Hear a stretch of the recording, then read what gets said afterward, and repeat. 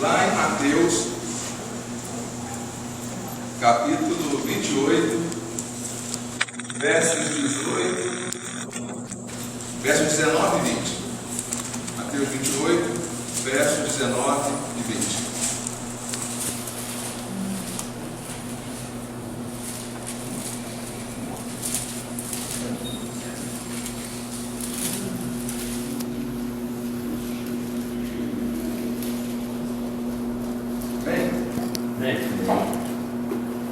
Puderem, coloquem-se de pé para esse momento. Quem não puder, pode vir sentado. E eu vou ler, os irmãos acompanhem, Mateus 28, versos 19 e 20. Um texto bastante conhecido, foi divisa de missões mundiais, a última campanha.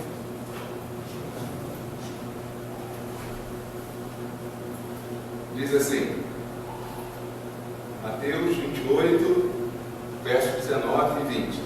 Portanto, ide, ensinai todas as nações, batizando-as em nome do Pai, e do Filho, e do Espírito Santo, ensinando-as a guardar todas as coisas que eu vos tenho mandado. E eis que estou convosco todos os dias, até a consumação do século. Amém. Podemos assentar.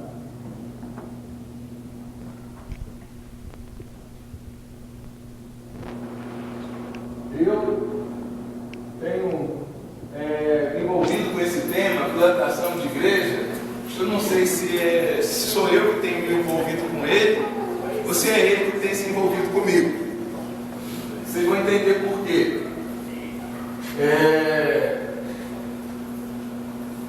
Em 1º de março de 2016, eu estava chegando lá em São Miguel do Araguaia. Fui convidado para cooperar naquela igreja. Na ocasião, o líder era o pastor Joel Fernandes, para cooperar na implantação de uma nova igreja lá em São Miguel. E na véspera foi muito interessante. O pastor Wilson Soares me convidou para participar da reunião de pastor no dia 29, foi o ano bissexto, 2016, no dia 29 de fevereiro, lá na casa do pastor Geraldo Ventura. E aí vocês oraram por mim e eu embarquei então para essa atividade, para esse trabalho. E lá eu fiquei 5 meses, conforme era o plano inicial. Eles fizeram um desafio para a igreja, para que durante 5 meses fizesse uma experiência. E conforme Deus fosse orientando, fosse prorrogando esse trabalho. E lá eu fiquei durante 5 meses. E gostei muito. Por eu ter ficado pouco tempo, quem mais aprendeu foi eu do que a própria igreja ou comunidade. Porque quando a gente tem um curto período de tempo no campo, o maior beneficiado é o obreiro que foi. Lá a comunidade realmente não foi tão beneficiada quanto eu, mas houve algum progresso. Eu vou estar contando ao longo dessa apresentação mais dessa história. Então daí surgiu então a ideia de falar sobre plantação de igreja. Por quê? No dia 1º eu já fui lá conhecer a região, o bairro, setor oeste, segundo maior bairro, São Miguel do Araguaia. E agora? O que tem que fazer? O que você vai fazer? Qual é o método melhor para usar? Como é que a gente vai começar o trabalho? E a parceria que a convenção nos possibilita, reza lá em uma das cláusulas que você tem que descrever o seu método de plantação de igreja. Qual é o método que você vai usar nesse trabalho de plantação de igreja? Eu falei, qual é o método? Qual é o método que eu vou usar? E aí ficamos nesse dilema de saber qual o método colocar ali. Alguns falaram, olha, não põe MDA não, porque eles vão te boicotar com MDA. De célula não vai dar certo, né? evita colocar esse, coloca um outro método, menos esse. E aí eu falei, qual método colocar? É bem novo ainda, pelo menos aqui em Goiás, a visão da igreja multiplicadora. Eu já tinha um livro eu tinha levado o livro já de igreja multiplicadora lá para começar a trabalhar. E aí eu conversei com a liderança para utilizar então aquele método. Como é um método novo e há várias opiniões sobre isto, sobre esta prática, e houve uma certa resistência para começarmos então com esse trabalho. E aí eu falei assim, eu vou fazer o que eu sempre fiz, eu vou evangelizar. E vou estar amando as pessoas, vou estar me dedicando às pessoas, e eu aprendi muito. No campo missionário é onde você mais aprende sobre implantação de igreja. Mas isso não exclui a pesquisa também bibliográfica, isso não exclui a pesquisa também de escritório, mentoria, isso não exclui nada disso. Tudo coopera para o avanço da obra de Deus. Então, o tema que eu gostaria de falar é uma reflexão sobre os fundamentos históricos, teológicos, metodológicos e alguns pressupostos teóricos e práticos sobre a plantação de igreja. Parece um texto nesse tema aí, né? E eu quero já adiantar, eu não vou trazer nada de novo. Não vou trazer nenhum método ou modelo que eu criei. Também não vou criticar nenhum existente. Eu quero provocar reflexão, pensamento. Einstein, quando foi interrogado como é que ele descobriu a teoria da relatividade, ele disse, pensando. Luiz Saião, um dos grandes teólogos batistas, falou que um dos problemas que a cristandade, principalmente nós batistas, estamos vivendo é a falta de reflexão teológica, pensamento. A gente tem agido sem reflexão teológica. E ele falou que quando não há reflexão teológica, surgem monstros em nossa vida, em nosso ministério. E ele se inspirou em Francisco Gaia, um pintor do século XIX, XVIII, que ele fez uma obra, uma pintura com esse título, O Sono da Alma. E o Luiz Saião falou que quando não há reflexão teológica, há o sono também espiritual. Há um sono, há uma paralisia na obra de Deus, quando não há reflexão teológica. Então eu quero trazer isso, reflexão sobre esse tema, plantação de igreja. E também trazer algumas informações interessantes, algumas são novas, outras a gente vai relembrar, sobre esse tema tão empolgante. Eu gostaria de trazer um pouco de emoção e provocar um pouco mais aqui os ouvintes com a cena de um filme que eu particularmente gosto muito.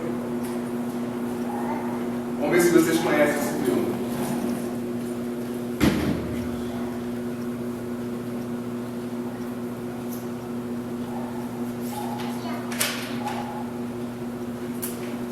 Houve uma falha aqui, se eu colocar.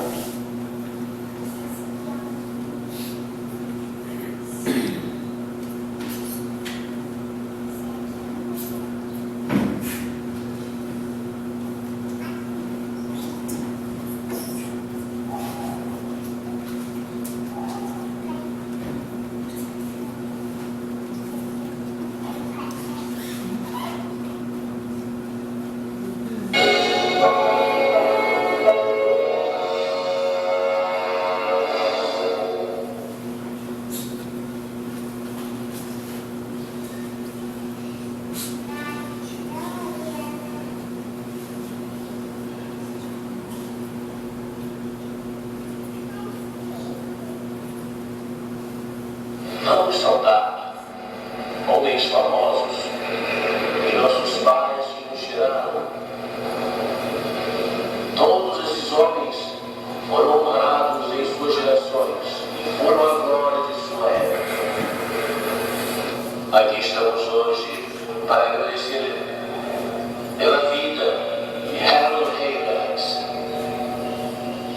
para saudar o lindo. Agora restam apenas nós dois, o jovem Henri Montague e eu.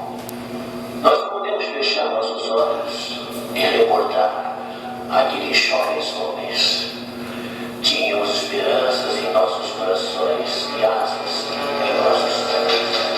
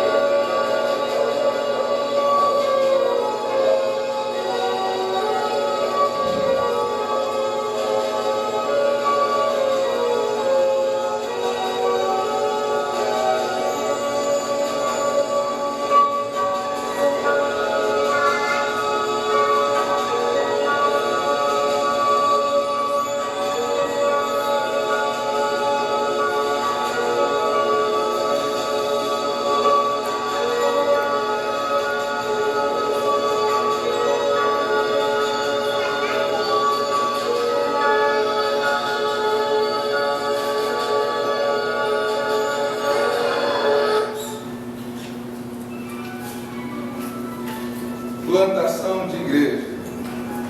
Como eu já adiantei, eu me baseei em 2 momentos para falar sobre esse tema. Um deles foi a pesquisa bibliográfica, estudo, pesquisa. Eu gostaria de citar aqui algumas obras que eu utilizei e que influenciaram esse trabalho. O Plantador de Igreja, de Derek Peck. É um grande livro, é um livro recente da editora Vida, da Edições Vida. Ele é o autor, o Derek Peck. O Plantador de Igreja. Ele fala sobre o homem, a mensagem e a missão. Ele vai dar foco, ênfase a esses 3 elementos da plantação de igreja: o homem, a mensagem e a missão. Eu vou depois falar mais sobre os pensamentos desse livro. O segundo livro é o Poder pela Oração, do Boltz. Uma frase muito conhecida dele é que o homem é o método de Deus. O homem é o método de Deus. É uma frase muito importante, tem sido bastante refletida e usada ultimamente. Além desses livros, eu também usei, até por indicação do reverendo e pastor Ronaldo Lidório. Ele é um missiólogo muito respeitado. Eu acho que no Brasil não tem ninguém que conhece mais do que plantação de igreja do que Ronaldo Lidório. Os seus livros fazem parte da bibliografia do nosso seminário. Quando eu estava preparando a pesquisa, eu fiz contato com o Leandro de Novo, seu assessor, Carlos André me passou a ementa do curso de teologia e de plantação de igreja, e um dos livros citados é esse aqui, Plantando Igreja. A teologia e princípios, né, para a plantação de igreja. E o Ronaldo Lidório diz que quem quer plantar igreja tem que saber sobre evangelismo. E o melhor livro de evangelismo, segundo o Ronaldo Lidório, é Evangelização da Igreja Primitiva, de Michael Green.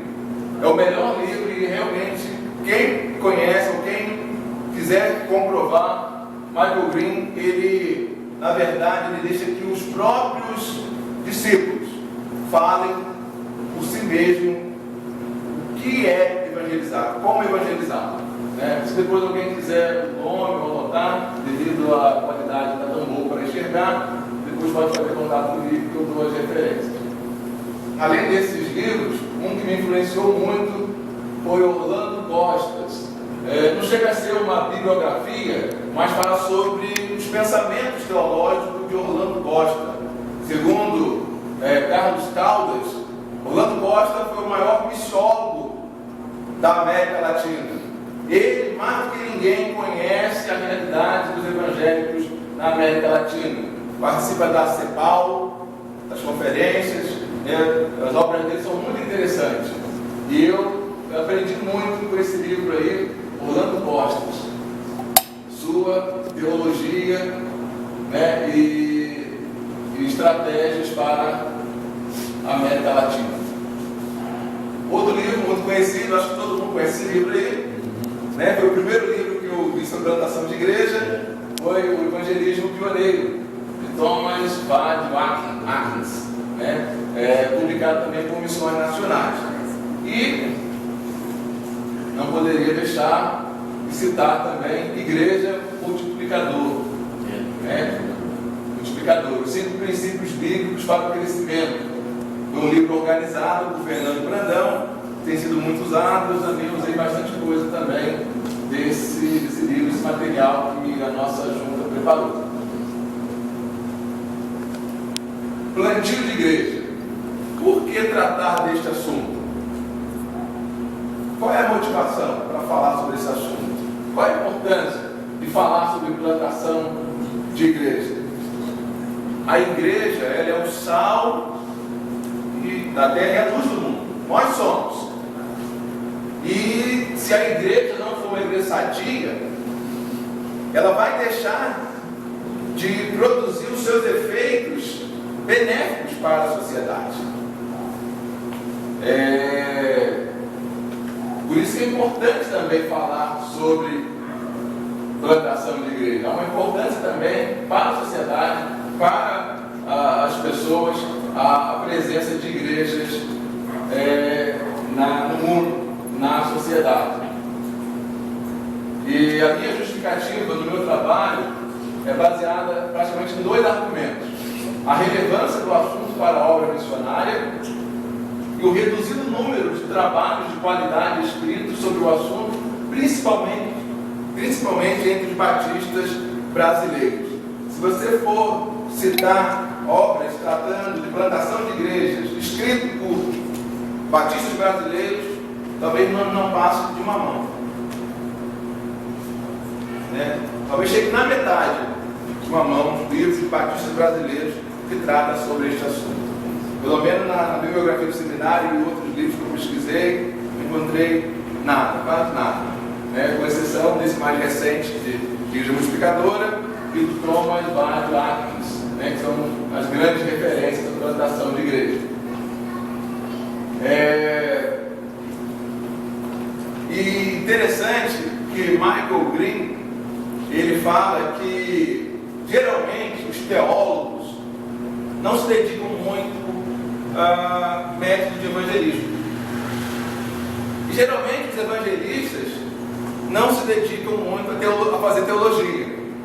Mas para quem quer plantar a igreja, os 2 assuntos se completam e são importantes para o sucesso. Para falar sobre plantação de igreja, eu tenho que descrever o objeto da ação de plantação de igreja, a igreja.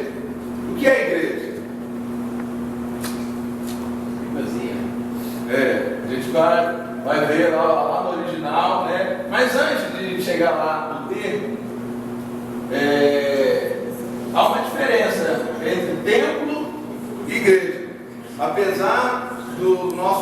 dicionarista colocar as duas opções, até por conta do uso, né, que se faz hoje, né, no cotidiano.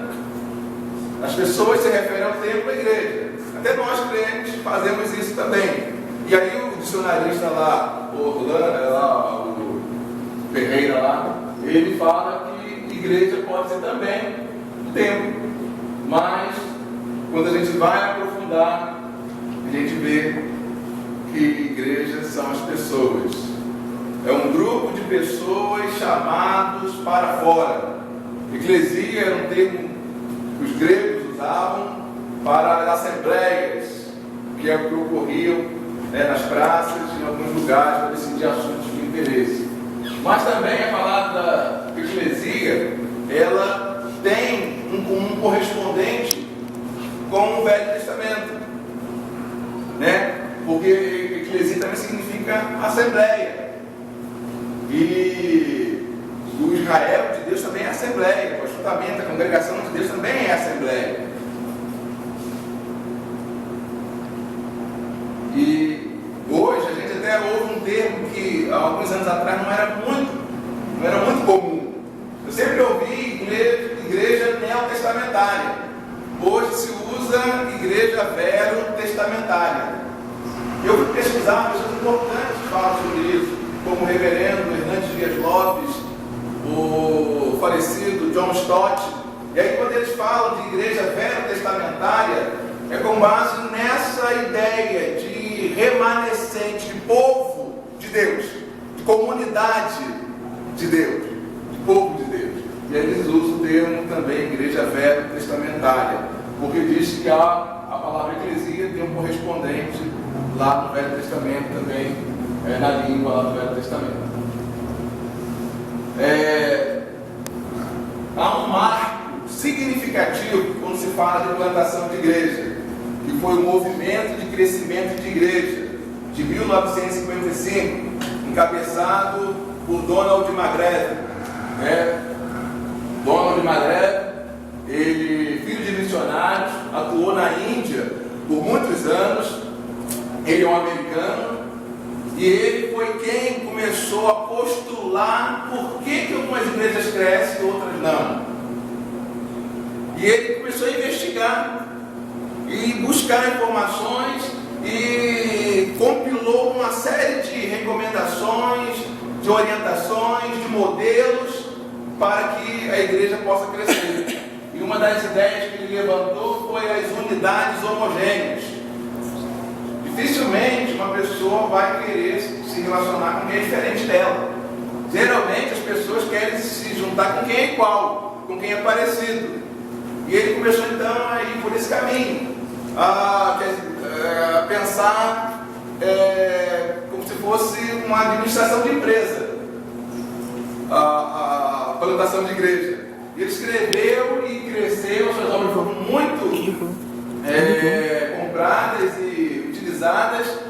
O seu sucessor foi o Peter Wagner, que trabalhou aqui na Colômbia e aqui no Brasil também. Ele atuou bastante, muitos livros do Peter Wagner foram usados.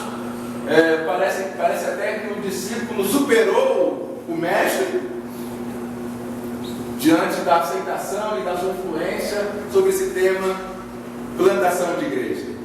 E quando Donald McGregor começou então a investigar e a pesquisar sobre isso, sobre por que umas igrejas crescem e outras não, foi um marco importante, porque nos fez pensar e trabalhar com mais intencionalidade nessa questão de realizar, a Missio Dei, a missão de Deus, fez-nos refletir, ainda que eu não concorde com as ideias do Donald McGregor, mas eu não posso desmerecer o seu impacto, a sua obra, como ele fez as pessoas pensar sobre essa questão de trabalhar para o crescimento da igreja, porque a igreja ela tem um ciclo de vida também. A gente às vezes não para pensar nisso. Ela cresce, ela nasce, ela cresce, ela se desenvolve, ela chega num platô E se não tratar, ela começa numa queda livre e morre. Muitas igrejas estão morrendo, porque por conta, às vezes, de ignorância, por conta, às vezes, de alguns descaminhos que os crentes acabam se enveredando. E ali a obra do Donald McGregor, importante, não vou gastar o meu inglês, vou falar uma tradução. As Pontes de Deus foi assim, um clássico que bombou, explodiu. E a outra obra é Entendendo o crescimento de igreja. Já o Peter Wagner escreveu muitas obras, muitas vezes, atuou em muitos seminários. E desse movimento aí, do MCI, do movimento de crescimento de igreja, surgiram vários movimentos, né, como crescimento integral, igreja com propósito. Tudo foi a partir das provocações, das ideias de Donald McGregor. Igreja familiar. O Po Yong Shu também, né, antigo David Yong Shu, também bebeu um pouco das ideias do Donald McGregor para fazer a maior igreja do mundo também. E esse modelo americano, assim como o coreano, tem muito da cultura deles, coisas imensas, faraônicas, gigantes. O coreano adora essas coisas, né? E os americanos também. E isso aí está muito presente, essa questão aí comercial e empresarial dentro desse movimento de crescimento de igreja. O Donald McGregor atuou no seminário de Fuller, lá na Califórnia, nos Estados Unidos. E interessante, irmãos, que comentaristas dizem que o que trouxe essas ideias de crescimento, esses modelos empresariais para a eclesiologia, foram os seminários, foram os professores de seminário que trouxeram essas ideias para a cristandade, para o meio das igrejas. Voltando então à minha ideia, plantação de igrejas, uma reflexão, né, sobre os fundamentos. A gente está vendo então um pouco dos fundamentos. Eu peguei esse marco, né, de 55 do movimento de crescimento de igreja. Mas será que expansão do reino de Deus começou em 55? Não, né? Há alguns momentos importantes, século XVIII, século XIX, movimento de missões modernas, os americanos, né, com Guilherme Carey, né, que ajudou muito também a expandir as igrejas. Batistas são reconhecidos como também um povo plantador de igreja, né? O próprio livro, o próprio Fernando Brandão diz que plantação de igreja está no DNA do povo batista. Hoje talvez nem tanto, mas no início, quando começamos o trabalho aqui no Brasil, foi plantando muitas igrejas rápido, né? Igrejas fortes, igrejas saudáveis, que é o que interessa, são igrejas saudáveis.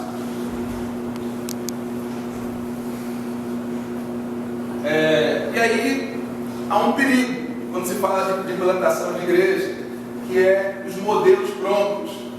Qual é o método de plantar igreja? Qual é o método bíblico de plantar igreja? Se alguém disser para você, olha, eu tenho um método que a Bíblia traz sobre a plantação de igreja, foge dele. Foge dele. Porque a Bíblia não dá nenhuma receita de bolo pronto de plantação de igreja. Ela não traz nenhum modelo de plantação de igreja. Ela traz princípios bíblicos para a realização da obra. E é onde que eu quero dar ênfase. Porque o tempo é curto e todo mundo sabe sobre esse assunto alguma coisa. Eu quero trazer a minha contribuição dentro desses dois pontos. Um deles é os métodos de evangelização. Eu gostaria de convidar quem puder para que abra a Bíblia em Marcos, capítulo 1, versos 16 a 20.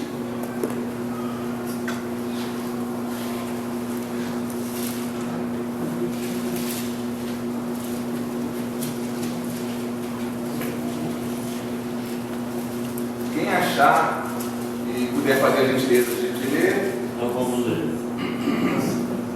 E andando junto ao mar da Galileia, viu Simão e André, seu irmão, que lançavam a rede no mar, pois eram pescadores. Jesus lhes disse: vinde após mim, e eu farei que sejais pescadores de homens. E deixando logo as suas redes, o seguiram. E passando dali, um pouco mais adiante, viu Tiago, filho de Zebedeu, e João, seu irmão, que estavam no barco consertando as redes, e logo chamou, e esses, deixando seu pai Zebedeu no barco com os jornaleiros, foram após ele. Obrigado. E então, aqui está esse texto, quando Jesus então está recrutando trabalhadores para a expansão, para cooperar com ele, com Jesus, na obra do reino, né, de expansão do reino de Deus. E ele usa aqui uma figura muito interessante do pescador. Alguém disse que o evangelista ele corre perigo, ele corre risco de infringir 4 erros. O evangelista ele corre um risco de infringir 4 erros quando ele vai falar do evangelho. O primeiro risco que ele corre é de mudar a mensagem. É uma grande tentação mudar a mensagem para que haja um retorno, um resultado, né, mais satisfatório, aparentemente. É um grande risco, é mudar a mensagem. O segundo grande risco é enrijecer os métodos. Enrijecer, criar aquele modelo pronto, importar modelo. Deu certo lá, vou fazer aqui também. Ou então, sempre deu certo, sempre foi feito assim, então isso nunca vai mudar. Vamos sempre fazer desse jeito. O reverendo Hernandes Dias Lopes disse que o maior inimigo do sucesso do futuro é o sucesso do passado. Se você teve sucesso no passado, tem aquele vício da tentação de querer repetir sempre.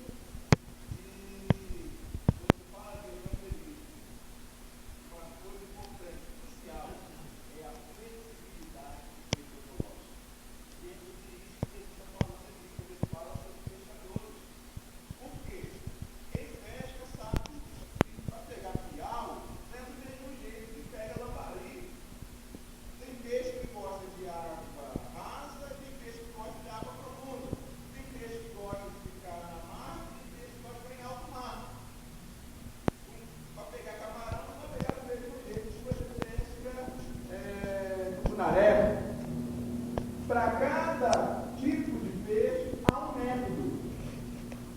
E às vezes a gente incorre nesse erro de enrijecer os métodos. E querer usar o mesmo método todas as vezes. Jesus foi um grande evangelista e ele nos ensina. Ele mudava os métodos. Para cada situação mudava uma linguagem, uma técnica, uma abordagem diferenciada e contextualizada. O apóstolo Paulo também. Para ganhar cidade, para ganhar judeu, ali está ensinando sobre essa flexibilidade metodológica. O método deve mudar, a mensagem nunca muda, a mensagem é sempre a mesma, mas o jeito de falar a mensagem pode e deve mudar. Já pensou se Jesus ficou aí com Deus, falou o que para ele? É necessário nascer de novo. Agora, e aquele paralítico lá do tanque de Betesda? O que Jesus falou para ele? Para mim? O que tu queres, que te faça. Né? Queres ficação? Né? Queres andar? A pessoa, se Jesus falasse para ele, é necessário nascer de novo. O que queria dizer? Nunca, Jesus. Nascer de novo está muito ruim essa vida. Sofrer 2 vezes. Para cada situação, Jesus usava um jeito de falar. Então, na implantação de igreja, uma das questões cruciais é a diversidade metodológica. É variar, usar várias estratégias. O público é misto. O público que você vai atender é misto, é diferente. E quando eu estive lá em São Miguel, eu cheguei lá com um monte de ideia, né? A cabeça estava fervilhando, apesar de eu não saber qual ideia eu usava, eu tinha um monte. Eu não sabia qual que era melhor, porque para mim tinha isso, né? Na verdade, todas são boas. Depende do contexto.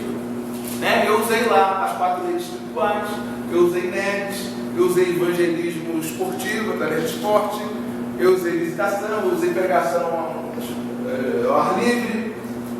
Fui usando os diversos métodos, porque essa que é a verdade. Quando você vai fazer uso, lançar mão de todos os métodos.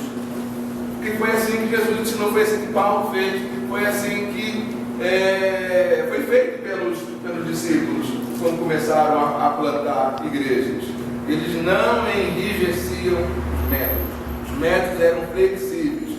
O público, ele dita como que você vai trabalhar com ele. Se você chegar lá de um jeito, sem contextualizar, é onde o Orlando Costa ele contribui muito.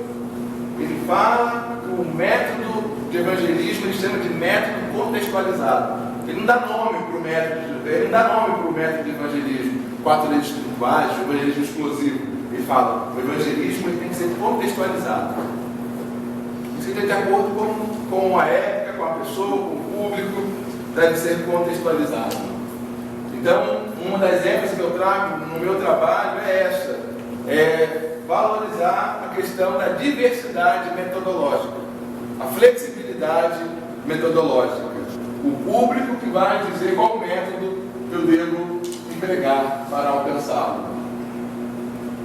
O movimento de crescimento de igrejas, hoje todo mundo está querendo uma receita, está querendo um mapa da mina para poder conseguir o seu objetivo. E esse é o erro também. E muita gente que ouve uma palestra, ouve uma experiência de alguém, e aí sai impactado, sai dali tão alegre. Eu não quero entristecer ninguém não, mas muitas pessoas saem dali dizendo o seguinte: agora sim, com essa experiência aí eu vou arrebentar, agora ninguém me segura. É um grande erro isso, supervalorizar o método. A experiência de Zezinho deu certo. Zezinho quer dizer que eu vou ter também. Pode ser que em algum momento se aplique, pode ser que em algum momento eu possa utilizar, mas importar o modelo nunca. É o que o livro também, a nossa igreja fala, 5 princípios para o crescimento. Nunca importar modelos, deve ser contextualizado.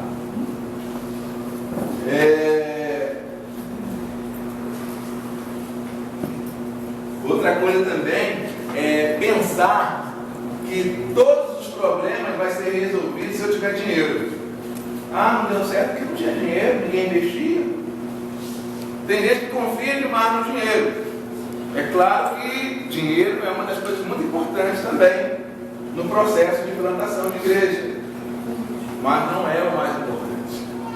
Não é o mais importante no processo de plantação de igreja. Deus ele não unge métodos, Deus não unge estrutura, Deus unge homens, pessoas. A igreja, você que é o método de Deus. Você, é o homem, é a pessoa, você. E é o segundo ponto que eu quero abordar na minha palavra, na minha apresentação.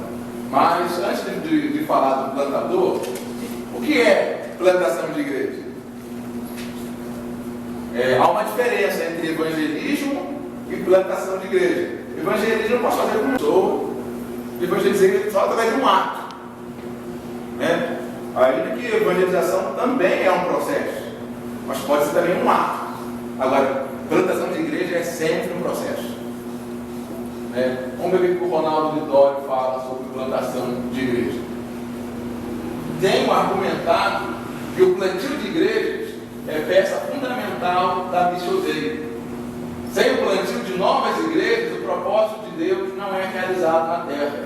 A transformação da sociedade na direção de Deus ocorre através da sua agência, a igreja.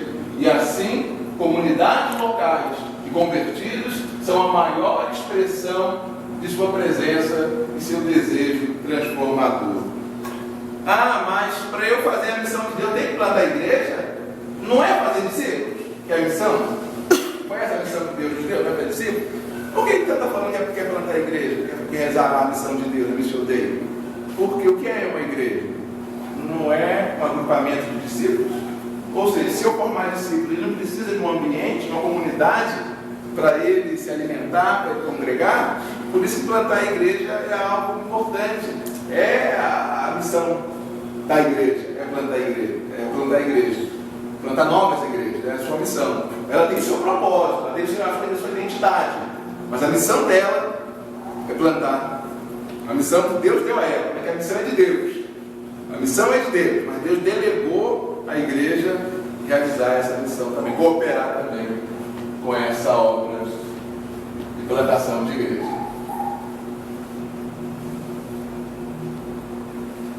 Então, plantação de igreja é um processo intencional de estabelecer uma comunidade local autônoma de discípulos de Jesus Cristo. O Thomas Aquinas, que escreveu lá o Evangelismo Pioneiro, ele fala sobre as características de uma igreja, né? Que uma igreja deve, ao longo da sua vida, da sua trajetória, desenvolver, que é ser autossustentável, ser autogovernada, né? E a autopropagadora. São algumas características que a igreja precisa ter ao longo do seu processo de plantação de igreja. Esse material aí que vocês estão vendo é fornecido pelas juntas de missões. Tem um site do plantador de igreja. Eu achei interessante que uma pessoa falou assim: Marcos, só tem eu cadastrado nesse site aqui da região.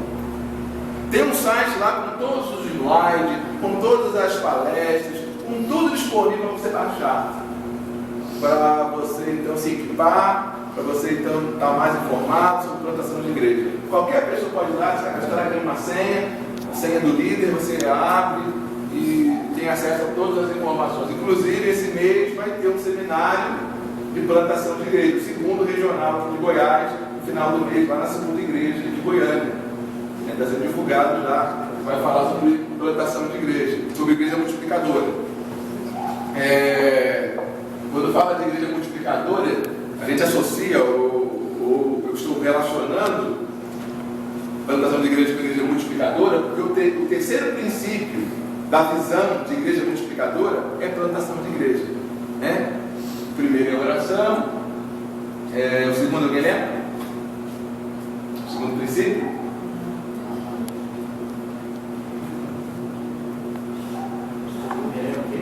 Primeiro é oração. Oração não pode faltar. Vamos acompanhando para ver se chega lá, a gente relembra. O terceiro é a plantação da igreja. Vamos lá. No livro, então, os 5 princípios para o crescimento da igreja multiplicadora, ele apresenta então o processo, passo a passo, nessa obra de plantação de igreja. O primeiro passo é a oração. O segundo é a escolha do grupo-alvo. Quem são as pessoas? Quem é a etnia? Quem é o grupo que você quer trabalhar? O segundo é a assimilação da cultura. Não, está certo. É porque ali é o princípio da igreja multiplicadora. Aqui é no processo de plantação de igreja. O quarto passo, então, é relacionamento relevante com o grupo-alvo. O quinto passo, evangelização discipuladora. E o sexto e último passo, treinamento de líderes locais. Isso aí então está no livro Igreja Multiplicadora, 5 princípios para o crescimento. Só que eu não quero estar chovendo molhado, não quero estar reproduzindo o que eles falaram, e eu Eu quero dar ênfase então aos métodos que devem ser explicados e ao plantador de igreja. Plantador de igreja. Na minha percepção, os métodos de evangelismo e o plantador são as coisas mais importantes. O plantador de igreja, o homem, a mensagem, a missão, para ele o mais importante no processo de plantação de igreja é o plantador. Ele diz dessa forma, ele afirma, é o plantador de igrejas. E eu, em parte, concordo com ele, que o plantador de igreja é muito importante. Eu queria convidar de novo a você a abrir a sua Bíblia, nós estamos indo para o final, de 1 Coríntios, capítulo 3, do verso 6 ao 14. Vamos fazer essa leitura em conjunto? Cada um pode ler um ou dois versículos. 1 Coríntios 3. Eu plantei, Apolo regou, mas o crescimento veio de Deus. Pelo que nem o que planta é alguma coisa, nem o que rega, mas Deus que dá o crescimento. O que planta e o que rega são um, mas cada um receberá o seu galardão segundo o seu trabalho. Porque nós somos cooperadores de Deus, vós sois lavoura de Deus, edifício de Deus. Segundo a graça de Deus que me foi dada, pus eu, como sábio arquiteto, o fundamento, e outro edifica sobre ele, mas veja cada um como edifica sobre ele. Porque ninguém pode lançar outro fundamento além do que foi posto, o qual é Jesus Cristo. Se alguém, sobre esse fundamento, formar um edifício de ouro, prata, pedras preciosas, madeira, feno, palha, A obra de cada um se manifestará, a verdade o dia a declarará, porque pelo fogo será descoberta, e o fogo provará qual seja a obra de cada um. Se a obra de alguém edificou, nessa parte permanecer, esse receberá galardão. Se o que alguém construiu se queimar, esse sofrerá prejuízo, contudo será salvo como alguém que escapa através do fogo. Passamos um pouquinho, até o 14, mas aqui é onde começa a aparecer o termo plantador, a ideia de plantador, de plantação de igreja. Fala sobre lavoura, como algo orgânico, como algo vivo. Por mais que fale também sobre edificação de um prédio, faça essa analogia, mas quer falar isso sobre a questão de fundamentos, quer trazer a questão da aplicação aí de qual é a base da construção, do trabalho que você está fazendo. Mas a igreja é algo vivo, é um organismo, é algo tem vida. E quem faz a obra não é o homem, é Deus. Mas ele usa o homem como seu instrumento para a realização da obra. E para finalizar e para encerrar, fazendo a conclusão, abra também aí a sua Bíblia, por gentileza, em Romanos. Volta aí um pouquinho, Romanos capítulo 15. Eu vou ler Romanos 15, versículos 19 a 21.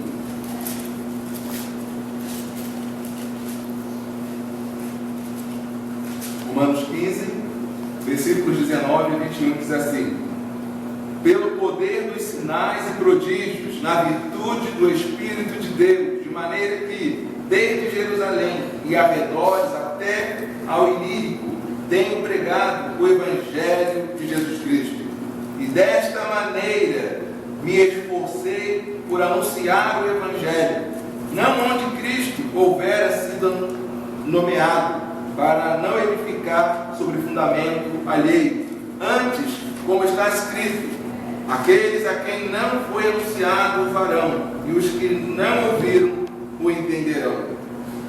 E aqui eu encerro então falando sobre o modo de plantação de igreja. Paulo está dando aqui a sua teologia bíblica de plantação de igreja. Qual é a teologia bíblica de plantação de igreja? Paulo diz aqui, desta maneira, deste modo. Qual foi o modo? Verso 19, esforçando. É no esforço, é no trabalho, é sacrificial. O modelo de plantação de igreja que dá certo é o sacrificial, é com trabalho, é com esforço. Esse modelo dá certo. E sob quem? Sob o poder de quem? Do Espírito. Sob o poder do Espírito Santo de Deus. Eu fui conversar com o Dr. José Joaquim, cardiologista, Fortes, grande plantador de igreja, não sabia. E ele plantou a igreja presbiteriana Vale do Irmão, ali na Santa Isabel, plantou também no São Jorge, e ele foi me contando como que ele trabalhava. Ele falou assim, hoje se fala em um local estratégico, na beira de uma grande avenida, no meio de um lugar com muita gente, com dinheiro. Eu plantei a igreja num lugar onde as casas eram de papelão, as casas eram feitas assim, as crianças, a gente ajudava elas, dando banho, fazendo assistência social. Eu nunca tinha visto aquilo. As crianças saíam barro dela, eles davam banho nas crianças e lutavam, e a gente ia à tarde fazer lá o estudo, fazer o culto, o ar livre, com muito sacrifício, com sol quente. Hoje em dia eles têm carro, né? Eu conheci esse trabalho do irmão, que foi quando eu cheguei em Anápolis, em 87, era o reverendo Aristeu. Quem conheceu o Aristeu aqui, não sei se pastor já conheceu o Aristeu, tinha lembra? Capoeira na boca. O trabalhinho lá era muito pequenininho. Eu ajudava o Clóvis na quarta igreja, que estava com a missão Novas Tribos, e às vezes eu dava aula na escola dominical para ele lá na presbiteriana. E o Zé Joaquim sempre ali trabalhando, vendo. Hoje vai ver a igreja lá. Pois é, e ele falou que a igreja é a chave. Tem escola dentro da igreja, é impressionante. E sempre teve, parece que já é antiga essa escola. Isso. Porque ele disse que a chave é o sacrifício. Se a igreja ela não entende o seu propósito de servir, se a igreja não tem relevância para o meio onde ela está, ninguém vai dar importância para essa igreja. Se as próprias pessoas que fazem parte da igreja não têm a missão ou a obra que ele prega como importante para ele próprio, como que as outras pessoas vão dar crédito? Então, se o plantador ele não sacrificar, não vai haver progresso. Pergunta para a dona Helena, nosso primeiro ministério para a Bragança Paulista. Ela gosta de lembrar o sacrifício, a luta, a dificuldade, as lágrimas de um ano para abrir uma congregação. Há 4 anos atrás eu fui no aniversário dela de 15 anos, uma igreja com mais de 100 membros. Não falava o que queria desenvolver, mas Deus abençoou, veio outro, e assim foi. Como Paulo diz, eu plantei, um regou, o outro adubou, mas Deus deu crescimento. Então, o modelo de plantação de igreja bíblico é o sacrificial. Esse é o sacrificial. É consistência, é com dedicação. E aí a obra ela vai avançar pelo poder do Espírito Santo de Deus.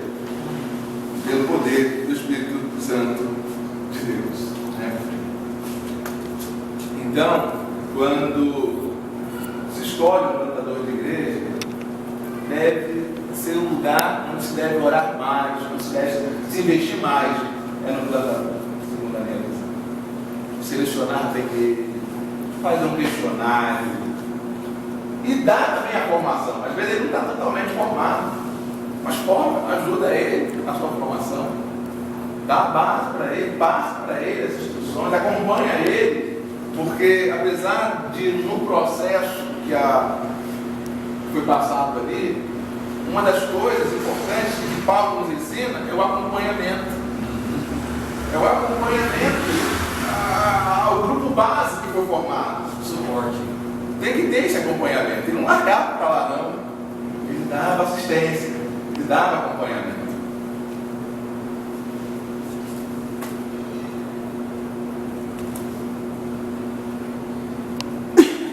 Algumas características importantes que o plantador de igreja deve possuir.